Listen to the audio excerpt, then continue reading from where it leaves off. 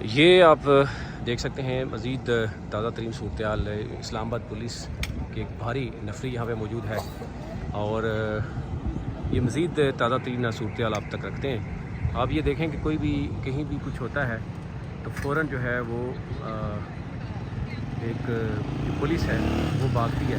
ابھی کوئی بتایا جا رہا ہے کہ جناب کسی کو گرفتاری کے لیے کہا گیا ہے تو پولیس اس طرف جو ہے وہ بھاگنا شروع ہو گئی ہے۔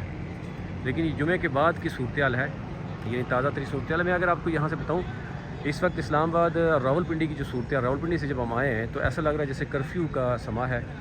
موبائل سروس، انٹرنیٹ بند ہے، ڈبل سواری پہ پابندی ہے اور میٹرو بند ہے، تمام پبلک ٹرانسپورٹ بند ہے۔ اور یہ اگر آپ میں جناح ایونیو بتاؤں تو کلثوم انٹرنیشنل کے سامنے سے جو ہے جناح ایونیو دونوں جو اس کے اطراف ہیں وہاں سے بند ہے، کنٹینرز لگا کے بند کر دیے گئے ہیں، بلکہ یہاں پہ بتایا جا رہا تھا کہ ویلڈنگ بھی جو ہے وہ ہوئی ہے۔